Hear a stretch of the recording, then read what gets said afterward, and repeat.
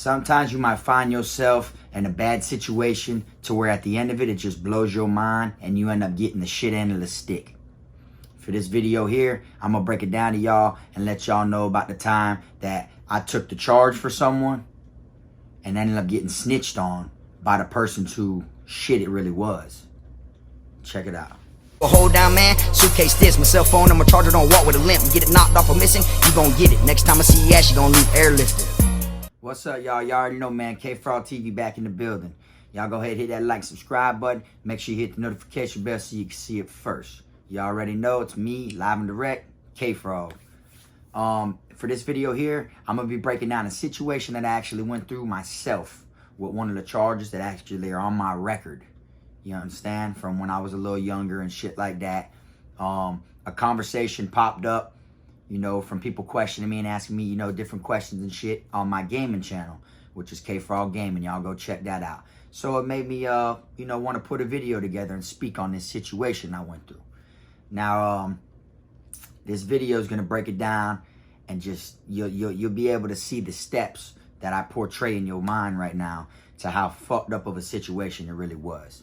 Okay, so at this time, I was already on probation, all right? I was on probation for some charges, and we were all chilling in the trap. For anyone who don't know what a trap is, of course, it's a place where, you know, people are slanging shit, people are coming and going, licks are standing outside in line, you know. I ain't got to get any farther than that, but you get what I'm getting at. So anyways, the police decide to, you know, raid the spot.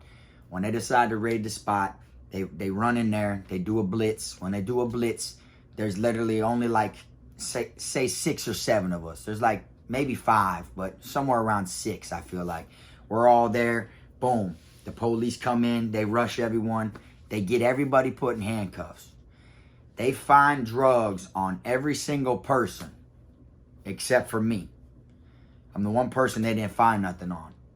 But what they do is they do find some drugs in the bushes. So one of the officers say, oh, Kfrog's on probation. Let's just put it on him and violate his shit and get him off the streets.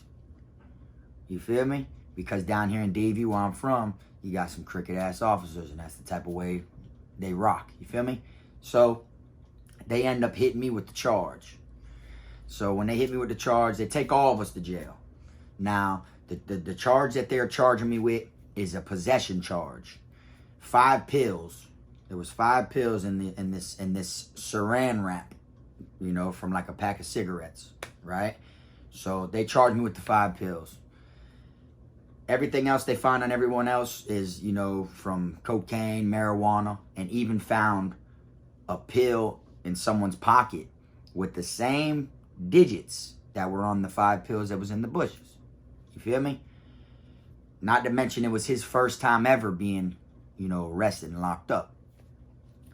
But to get me off the streets, police play a dirty game. They hit me with it. So next thing you know, they bring us to the, you know, booking. As we're in booking, I got one of my homeboys sleeping, drunk as hell, right here on the slab in the cell with me.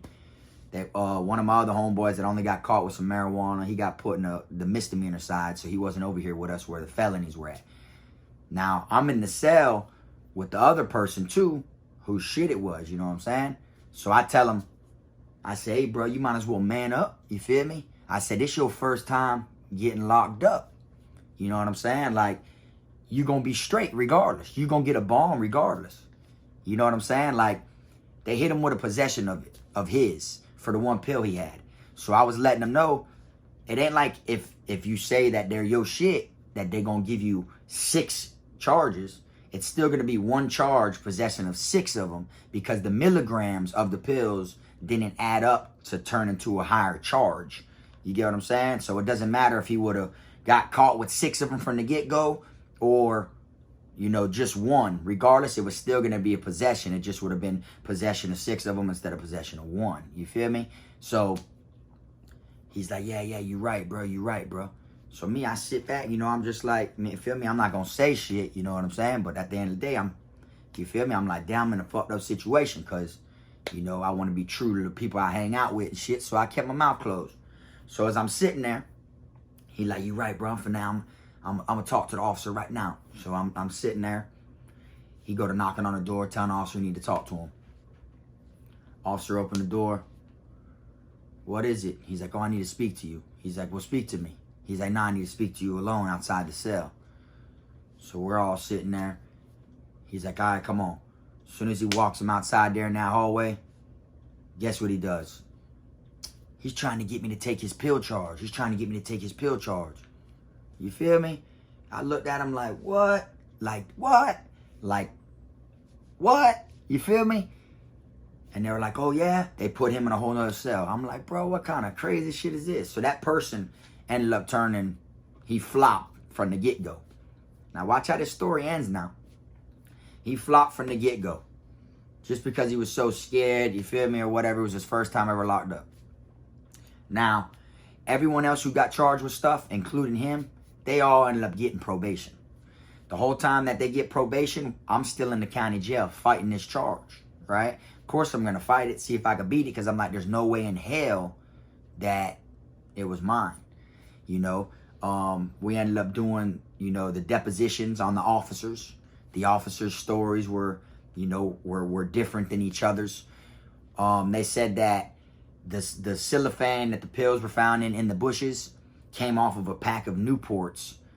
And then they said that a pack of Newports was taken off of me when they arrested me, which was a lie, because I don't smoke cigarettes. You feel me? I literally started smoking cigarettes in prison, like just to kill time, you know, just to make time pass. Never smoked cigarettes on the streets. Never. You feel me? So my lawyer was like, okay, so then that cigarette pack should be in, you know, evidence if you're using that against them. There was no cigarette pack in my property. There was none of that, because there really wasn't. You feel me? They just didn't know who to put it on. One of the officers also said he was driving down the street. And when he was driving down the street in the most known drug area in Davie, which they called Section A, because I guess that's just how they label it. When they were driving through the known drug area, it looked like a drug transaction was going on in the street. Then they seen me throw something in the bushes. You feel me? I started saying there's no way in hell he could have seen me throw anything in the bushes, because the yard that we were in, the gate was covered with a bush line. Like, it was like you see like in these places, like communities, where they'll have like a wall and then they have like even bushes going along the whole wall to where you can't even really see the wall. So since I was on the other side of the bushes in the yard, and them shits was found like 5 feet into the yard, a car coming down the street, you cannot see through them bushes to say you seen me throw anything, which it was bullshit, because I literally didn't. So he started saying that when he was able to see it, and I said that it was a lie. I said there's no way he was able to see that.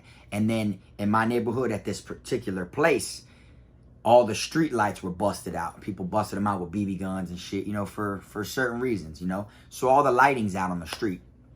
So it ain't like he could see me from the street light. So when they asked me what happened as far as the cop pulled up, I said we was all there, and he came around the corner irking it. We heard him go like, and we heard, so we look from the yard. You feel me? We see him irk the corner, and he's coming with his lights off. Like, this is nighttime. He has no lights on, no headlights, no nothing. So we knew he was coming to where we're at. You feel me? That's why we all didn't run. Normally, you know, I got fucking, you know, rabbit in my blood, and I'll just take off. You know what I'm saying? But it didn't happen this time. This time I had deer in my blood. You feel me? Seen the headlights and froze and got hit by the car. That's what deers do. You feel me? So when that happened, so it's like he was clearly coming to where we were at. So he said he wasn't, though, when he got depoted. He said that he was just driving through the area and it looked like a drug deal, so he pulled up. They ended up doing all the background shit to the officer. I'd let them know that officer don't even work in our section. That officer right there, he's supposed to be on the west side. He don't work on the east side no more. They look into it, boom, and it was. That night, he was clocked in for Section C, which is all the way on the west side. You feel me? Which is like a 15-minute drive. You feel me? So it shows he clearly, they came to pull up on us. It ain't like he was just driving casually and had seen the shit, right? Now, it gets trickier. when they questioned the other officer. When they questioned the other officer says that the way he was able to see it was the street light. You feel me? The first officer said there was no street light. You get what I'm saying? That there wasn't a street light at all. So he contradicted him. And then when they asked the third officer, what was it like when you got on scene? How was the lighting? Was the exact question they asked him. And he said, Officer such and such car was sitting in the middle of the street, but all the lights were off. So he even told that the other officer was lying about having his lights on. You feel me? So they contradicted themselves.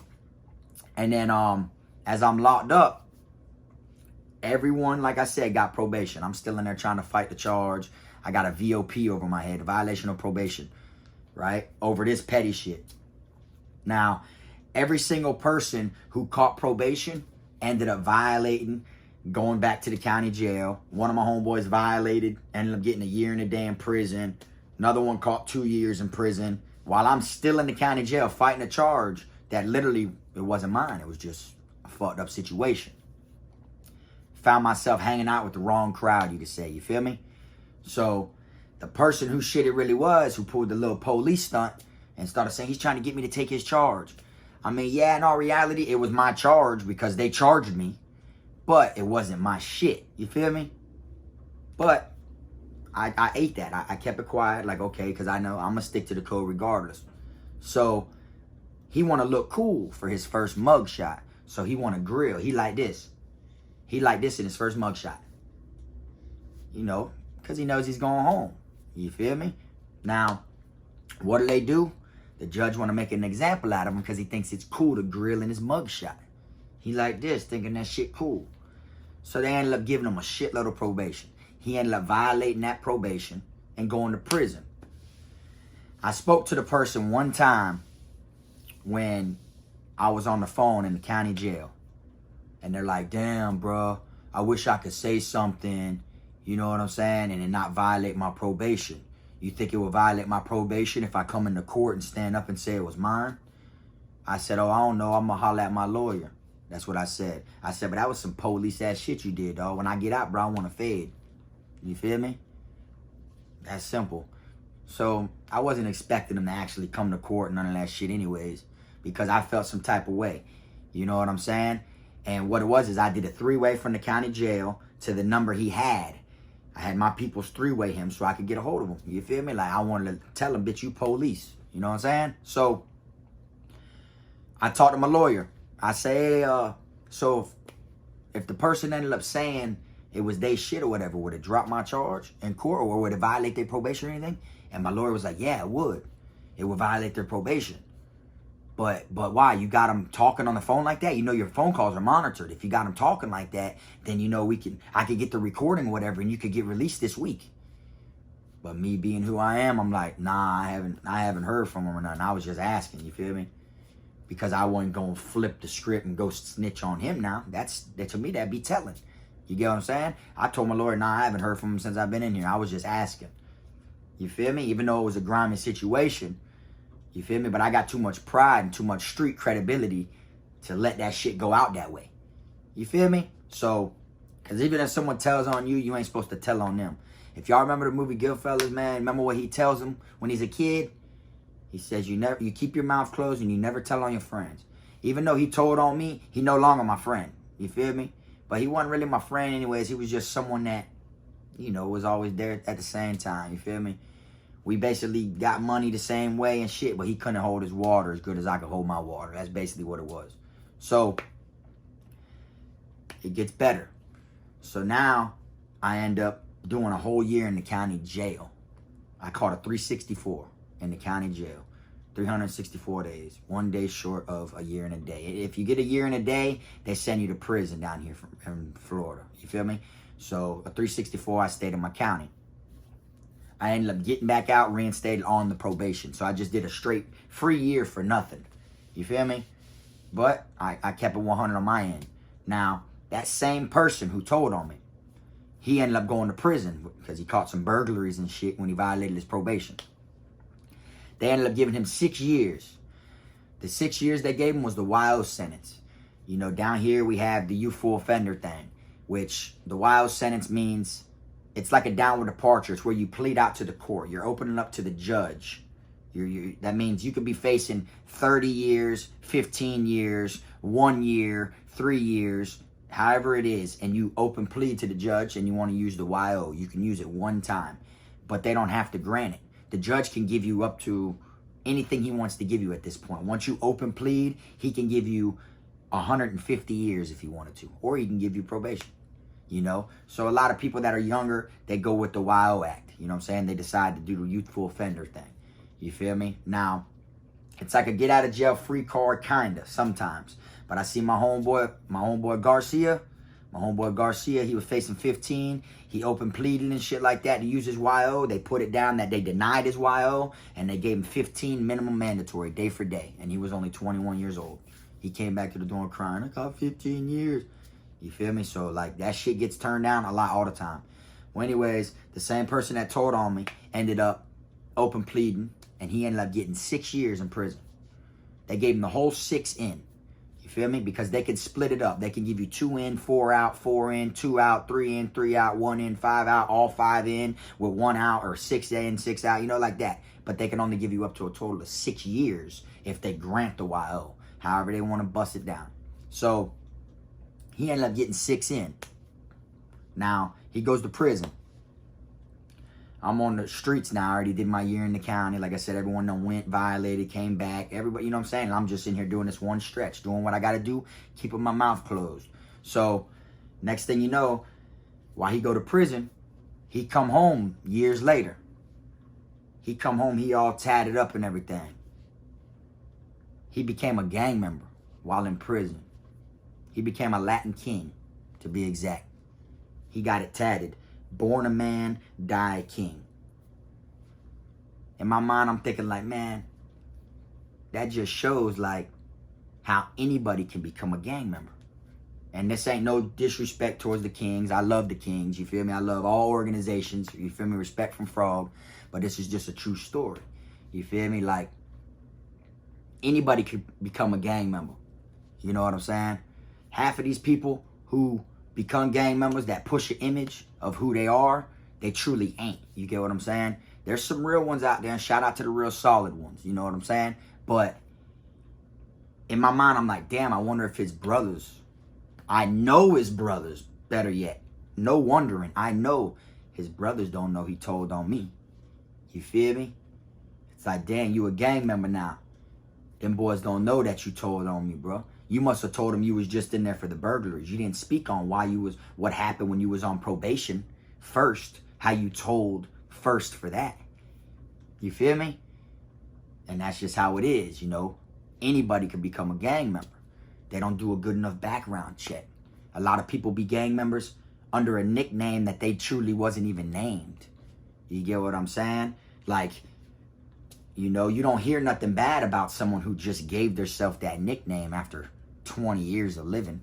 Their nickname will be this for 20 years, and then they do all this dirt under that nickname, and then they're either known as fucking with boys or telling, or, you know what I'm saying, or set tripping, going from set to set, or rolling over, folding their flags, or different things, you know. And then all of a sudden, yeah, you know, you've heard of that from about that guy with that nickname. But then once he says his name's this and he starts putting his name out as someone else, he's a totally different person. And then no, there's nothing bad to find out about him because that nickname that you're learning about him now didn't even exist. And it just threw me. It blew my mind that he ended up becoming a gang member, you know, later on down the line, you feel me? But at the same time, there's no expiration date on once you tell. Once you a tattletale, boy, yes, that's a stamp. I don't give a damn how much work you put in after that to prove your loyalness to your gang, or how much work you put in before to prove it to a gang. Once you tell, boy, all that gangster shit goes out the window. And every time I look at you, I see whiskers. And that's facts. That's what it is, you feel me? A lot of these people get their nicknames in prison. Straight up. I've been called Kfrog since I was like 12 years old. My mom calls me Frog. You know what I'm saying? Like, straight, that's been my nickname since before I even went to prison. Before I even went to county, I got Kfrog tatted on my wrist when I was a juvenile. You feel me? This is my real name. This is my real street nickname. You feel me? In East Davie or even West Davie, the niggas I be beefing with, you can literally mention Kfrog. And you're either going to get a bad answer from people who don't like me, but ain't never did shit to me. It's going to be an op that I'm going through it with. Or you're going to hear nothing but good shit about Kfrog. You feel me? Because my name is my name. You know, I'm not one of these people that went to prison, got a nickname, came home, made a YouTube channel pushing a name that I just got named not even 5 years ago. You feel me? And then that's what it is people be hidden under fake identities. That's why a lot of people get flipped in prison. Okay? I've seen so many people that are fully banged out, repping their gang, wetting people and all this shit, putting in that work for their gang. Next thing you know, it comes out of something that happened to them before they were gangbanging. You feel me? Oh, you let this man put down on you and force you to pay rent before you were gangbanging. But now you one of our brothers, you gangbanging. But we find out you used to pay rent. You used to be a jizzle or a june, a do-boy, a hold-down man. So that shows now you're only who you are because you have us and have numbers. They'll eat them. X amount. Or find out he told at another camp before he became a blood or before he became a gang member or whatever it may be. And then they'll X them out. They'll eat them. People be doing things before they become a gang member and before they go to prison to where when they go to prison, they just cover it and act like they're somebody new. And that's how it's such a dirty world. Because down here on the East Coast, they don't check paperwork like that. That's the thing. You could be in the cell with anybody. You want to check that paperwork? It's on you. That's why for people like me that had cell phones, it was easier to check and see who's who. And we find out who's what and what they're in there for. You know, find out who has sex charges. Find out who's in there, who told. You can find it all out. You know what I'm saying? And with access of a cell phone. That's why cell phones are so prohibited in Florida prison. Because that's how people find out and that's how people get hurt. You see what I'm saying? But I just wanted to let y'all know and tell y'all this story. You feel me? How the person ended up telling on me for the shit that wasn't mine from the get-go. Pulled just a straight police-ass move and ended up becoming a gang member. You feel me? Everything that shines isn't gold. You feel what I'm saying? Literally. It ain't a diamond, no matter how you look at it. You feel me? And it just threw me that he ended up becoming a gang member. But the way it works, though, is I'm so plugged in that I could have got him 8. You feel me? I could have got him 8 by his own brothers. All right. Now, before it even got to that, because he ended up going back to prison while I was in prison. He ended up landing at a different camp. When he landed at the different camp and I was in the camp that I was at, you know, I was plugged in, you feel me? Still plugged into this day. But he ended up going through it with his own brothers at that camp. You feel me? At the camp he was at, and they wanted to eat him. He checked in and they wanted to eat him. So since they wanted to eat him due to that, I went ahead and let the kings that I was fucking with, let them know what it is with the bruh. Just to put the cherry on top. So that way, if he comes back from that check-in stunt and they don't eat him over that or whatever, they're going to definitely eat him over the situation of him telling. That's something you don't come back from, you feel me? But it just shows how I can catch up to you. There's no hiding it. It'll eventually come out. It isn't if you get caught, it's when you get caught. Because it's guaranteed to come out. That's what a lot of people don't understand. Y'all seen it just on this YouTube shit platforms alone.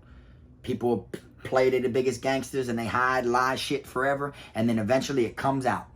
No matter how you try to cover it up, no matter none of that. That's why when you continue to be yourself like I do in every single one of my videos, I ain't got to worry about covering shit up.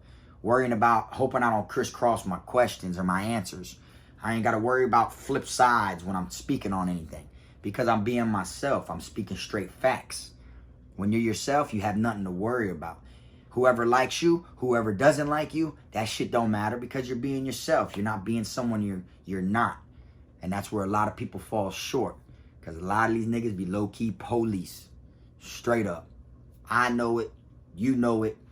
Everyone around the world knows. People slither their way through. like a snake through the cracks. You feel me? Low key be ducked off, and they'll tell every story, but not one close enough to the time they told. You understand? Like I said, the person who told on me, he was probably in there when he became a gang member, telling everybody how he was in there for burglaries. I violated probation, man, with burglaries. But I guarantee you, he didn't tell him the story of how he landed on probation. Because then if they would have ran in to say me or someone else who got arrested with us, and they had the same story, that they got arrested 5 or 6 people, it was this person, this person, this person, this person, this person, and this, and then now, oh yeah, what's his name ended up telling on Kfrog, huh? And then to get around, oh, he's a gang member now. Boom, boom, boom, boom, boom. So they try to cover it up. That's what a lot of people do.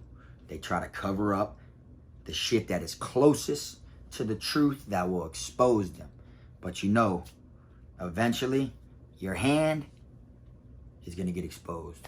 And that's what it is. But I just want y'all to take this story into consideration and learn. You never know when you're going to find yourself in a tricky situation. People can't hold their water, man. That's why Plies made a song, Codefendant, saying you never slide up under me and be my codefendant. You get what I'm saying? I'm not telling anyone to go out there and do crimes. I'm not telling anyone out there to go to church. You do what you do. You live your life. YOLO. You only live once. But at the same time, just make sure you observe everything that is going on and you peep the people that are around you. Because through this whole situation, when I got arrested, I lost it all. When that happened, I lost it all. I lost my car. You feel me? My car, they ended up towing my car.